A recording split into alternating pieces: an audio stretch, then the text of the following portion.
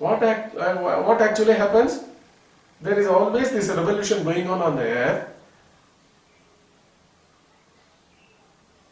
and according to the movement of the earth, the sun rises and it sets. This is what is happening. This is an activity. So this activity is also that matter called sun or energy, whatever the manifested here, energy and matter, objects and invisible energies. Everything is going in a flux, and they must be having some matrix upon which everything comes out, and they continue to exist and they disappear. It's going on. So there must be a constant, there must be an immutable, a base, a platform which never sets, which never rises. That means which is at all times unshakably, unmovably, it pervades. And what is the fact of the manifested, even for the sun? Moment to moment, the energy is getting shed. It is drained, depleted. The sun constantly sheds energy and light throughout its family. It's going on. It's going on. And there must have been a time when sun was not there. And there also going to be a time that sun is going to cease existing. But what about that? That power. It is only a shared power, a sucked power, an expressible power through the star called as sun. And the revolution of this earth, that is also being, why the revolution goes on? Why it revolves?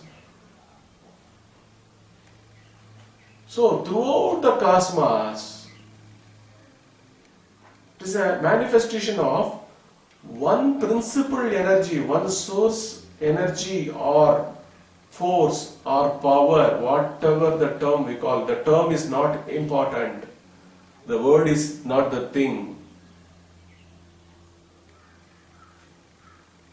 When we see a movie of a director, an author, in the theater, we don't see him. We are lost in the theme of the story. We travel along with the story. We live in the story.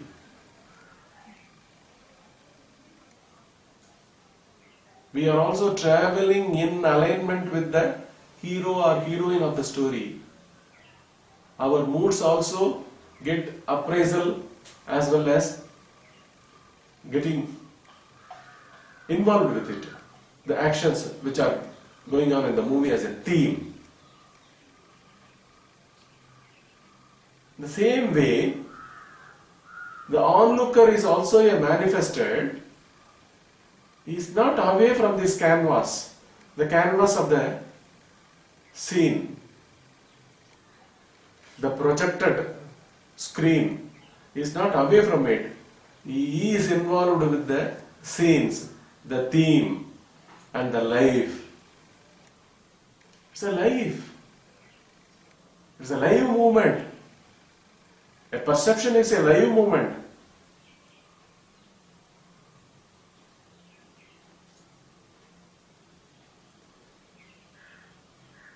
The subtlest, the greatest thing is being expressed by Bhagawan in a direct, see, look for yourself. All this manifested, the sun, the earth, the moon, all the stars, the days, nights, the oceans, and so many jivas of different sorts.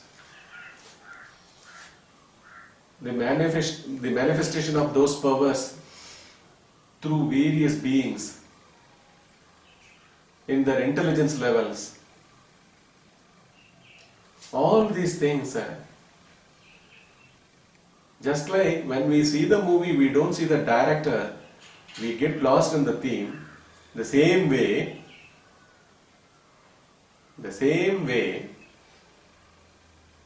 in the expressed world, in the waking state, what happens? We become one with the experience. We are lost in the five sensory perceptions and within our mind also, as if we gain a separate individuality, we gain a separate location, and we start living in that location in isolation, experiencing our expectations, fulfillments, frustrations, everything is being undergone as an individual entity.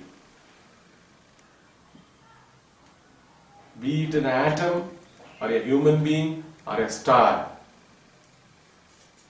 do they not actually expresses the power of that one source? Is it not that one that expresses through all this manifested? This is what Bhagawan Ramana Maharishi starts in this verse. This is the first verse.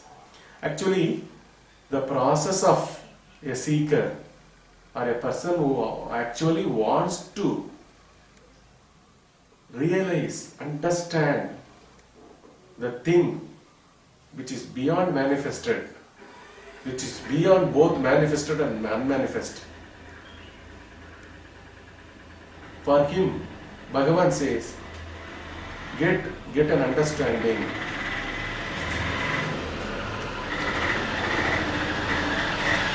Come back to yourself. Instead of searching in the cosmos externally, come back to yourself. And the process involves, one is investigation, the second is supported by meditation. The investigation should be supported by meditation. It is a piece of active life that is being probed into by keeping our eyes closed and diving deeply within ourselves, looking at who is the thinker, who is the seer, what is this experience. Each experience actually coming back again and again in surface consciousness, surface mind in cycles. This is what has to be actually looked through meditation, and for that we need a very broad, well-founded understanding about of the complete existence. The moment I say existence, it is nothing but the manifested and unmanifested easiness, easiness of the state of affairs. So Bhagavan is actually a greatest scientist who has propounded for the serious seekers what is what, and with his guidance we are going to travel through all these verses, supported by meditations also. I will explain to you the meditational part of it. The actual theme of this verse is realize, see for yourself, does the one exist as one supreme power, or you exist as some other power, an individual power? Does a mind as a separate entity exist here? That is the question he sets here. That is the theme of this first verse. We will get into the meditation part of it in the continued satsang of the next session.